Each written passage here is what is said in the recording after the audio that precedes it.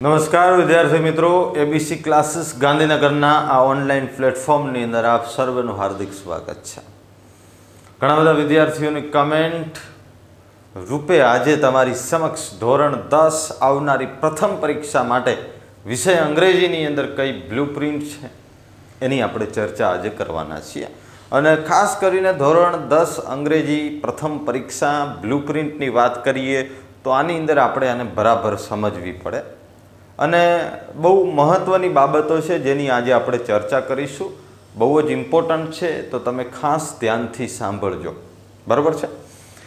ધોરણ 10 બ્લુપ્રિન્ટની વાત કરીએ તો વિદ્યાર્થી મિત્રો સૌથી પહેલાં તો સેક્શન એની અંદર વાત કરીએ તો પ્રથમ પરીક્ષાની વાત કરીએ તો પ્રથમ પરીક્ષાની અંદર ટોટલ તમારે 1 થી લઈ અને 5 ચેપ્ટરનો સમાવેશ થવાનો છે। આ ધ્યાન આપજો, થોડીક બહુ મહત્ત્વની બાબતો છે।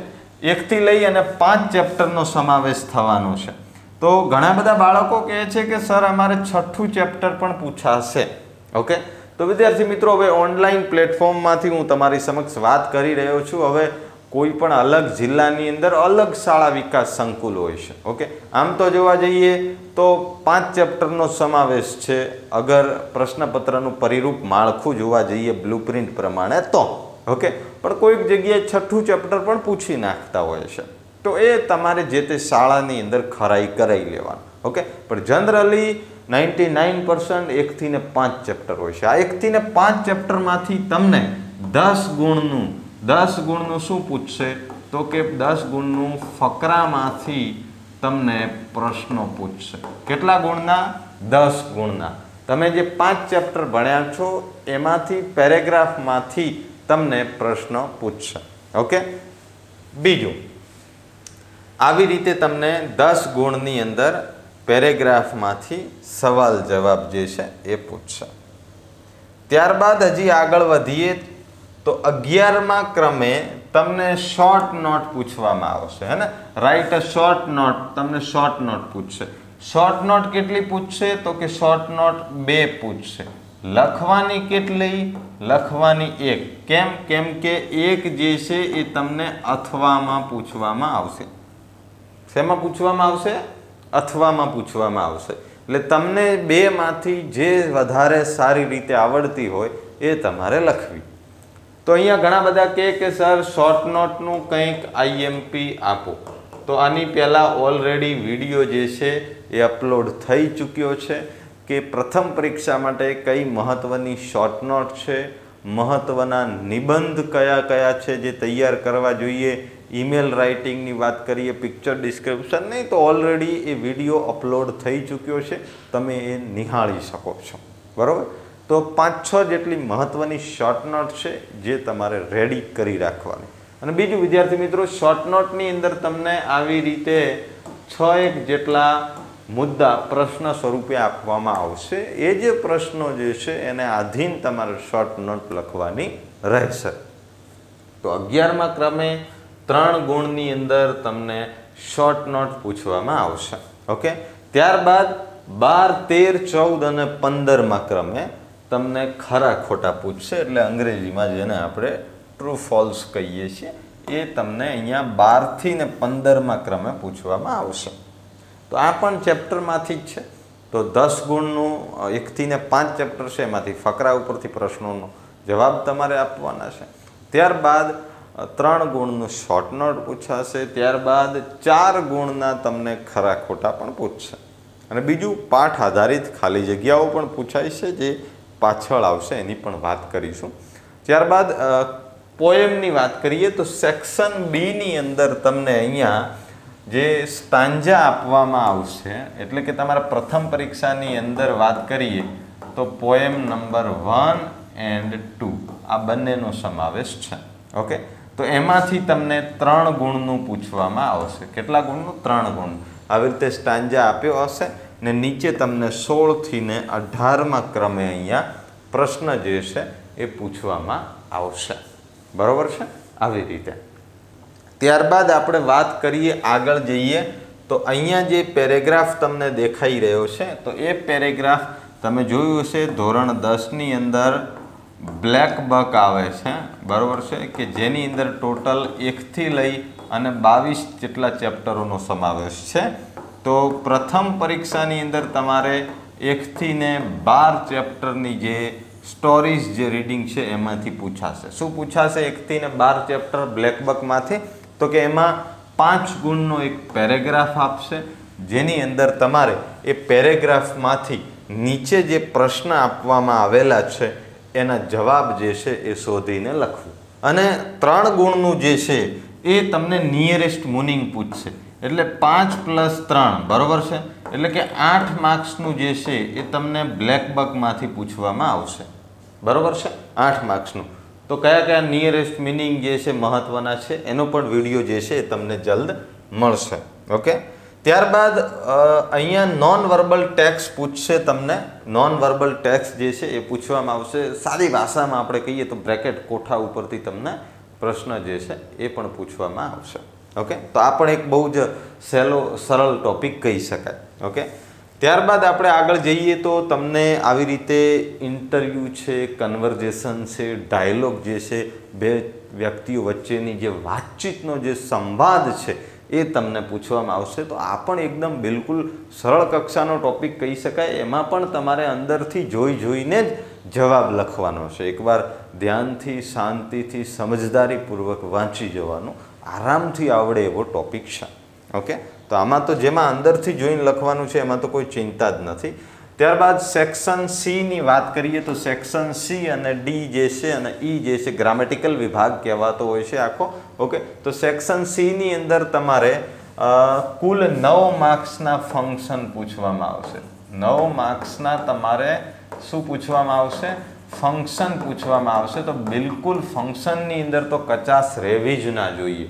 તો આ જે 9 માર્ક્સના ફંક્શન છે એ 3 અલગ અલગ રીતે પૂછવામાં આવશે, એટલે કે જોડકા સ્વરૂપે પૂછશે 3 ગુણમાં, ત્યારબાદ ડાયલોગ સ્વરૂપે પૂછશે અને ત્યારબાદ ખાલી જગ્યા સ્વરૂપે પૂછશે।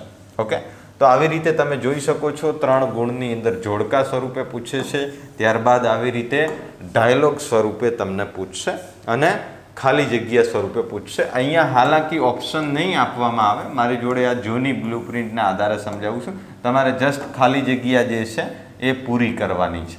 તો આવી રીતે તમને પૂછવામાં આવશે। ઓકે, ત્યારબાદ અહીંયા જે 3 ગુણની અંદર તમને જે ખાલી જગ્યાઓ છે ઉપર ઓપ્શન આપશે એ પાઠ આધારિત ખાલી જગ્યાઓ રહેશે। એટલે પાઠ આધારિત મીન્સ કે તમારા જે 1 થી 5 કે 6 ચેપ્ટર જે કંઈ પણ પૂછાવાના છે અથવા પૂછશે તમને, તો એની અંદર સ્પેલિંગ્સ જે છે એ તમારા પાઠના રહેશે, બાકી ખાલી જગ્યા બહારની હોઈ શકે, ક્યારેક ક્યારેક પાઠના પેરેગ્રાફની પણ હોય છે, પણ મોસ્ટલી બહારની જ હોય છે। જો કે તમારે આની તૈયારી કરવી હોય તો તમે જો કોઈ પણ મટીરિયલ યુઝ કરતા હો એની અંદર, જેમ કે નવનીત છે તો એની અંદર પણ પાઠની પાછળ, દરેક પાઠની પાછળ આપવામાં જ આવેલી હોય છે, જે તમે ધ્યાનમાં લઈ શકો છો। ઓકે, અહીંયા જે મેં તમને કીધા હતા આ બ્લેક બકના નિયરેસ્ટ મિનિંગ છે। ઓકે, તો 1 થી 12 ચેપ્ટરમાંથી જે સમાનાર્થી શબ્દો જે છે એ તમને અહીંયા 43, 44 અને 45માં ક્રમે પૂછશે। ત્યારબાદ તમે અહીંયા ધ્યાનથી જો સેક્શન ડીની અંદર તમને 3 માર્ક્સની અંદર ડાયરેક્ટ ઇનડાયરેક્ટ સ્પીચ પૂછવામાં આવશે। ઓકે, અહીંયા એનો ગુણભાર જે છે એ 3 ગુણનો છે।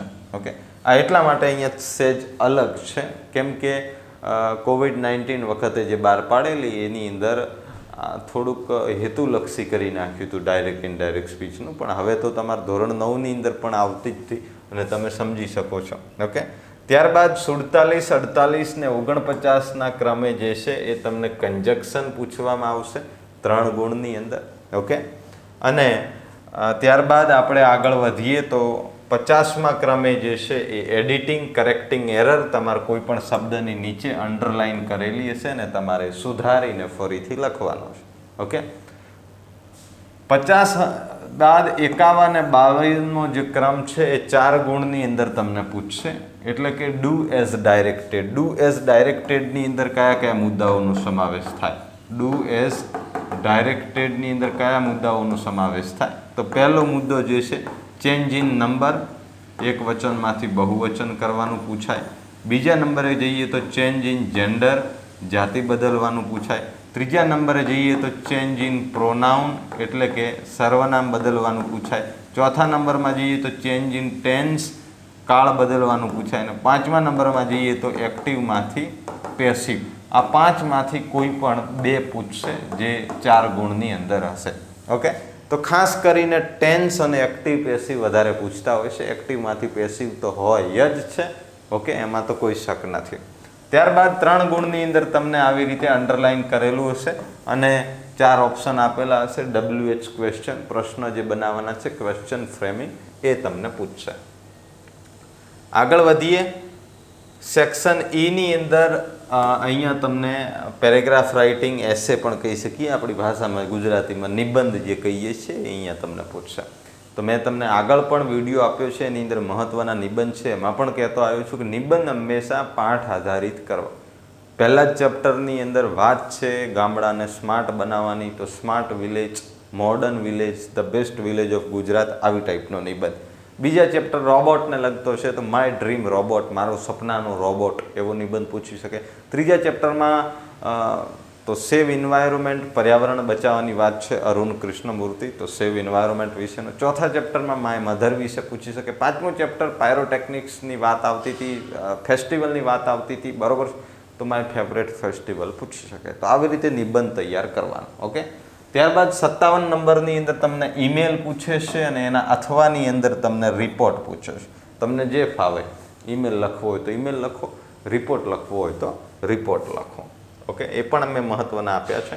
અને છેલ્લે જે છે પિક્ચર ડિસ્ક્રિપ્શન, એટલે કે ચિત્રનું વર્ણન કરવાનું પૂછે છે. ને આપણું અહીંયા આખું પેપર જે છે આવી રીતે સમાપ્ત થાય છે. ઓકે, તો હું રિકમેન્ડેડ કરીશ કે ફંક્શન તમે ખાસ રેડી કરી લો. WH ક્વેશ્ચન એકદમ સરળ ટોપિક છે. ચિત્રનું વર્ણન કરતાં ના આવડતું હોય તો ઓલરેડી વિડીયો આપેલો છે એકદમ આસાન ભાષાની અંદર, અને લગભગ હજારો વિદ્યાર્થીઓએ વિડીયાને વધાવ્યો છે. અમને પણ એનો આનંદ છે ને ઘણા બધા વિદ્યાર્થીઓ શીખ્યા છે કે કોઈ પણ ચિત્ર હોય એનું વર્ણન એક જ રીતે થઈ શકે છે, હે ને. તો એ પણ અમે શીખવાડ્યું છે. ઈમેલ લખતા પણ શીખવાડ્યું છે ધી બેસ્ટ રીતે. તો આ હતી અંગ્રેજીની બ્લુપ્રિન્ટ. આવી રીતે તમારું પ્રથમ પરીક્ષાનું પેપર જે છે આવશે. તમને આ વિડીયો ગમે હોય તો લાઈક કરજો, અમારી ચેનલને સબસ્ક્રાઈબ કરજો, અને હા, તમારા સહધ્યાયી ક્લાસમેટ્સ જે હોય તો એને શેર પણ કરજો. તો આજના માટે આટલું જ. ફરી મળીશું આવતી વખતે નવા અધ્યાય, નવા ટોપિક સાથે. ત્યાં સુધી રજા લઉં છું. ગુડ, જય હિન્દ.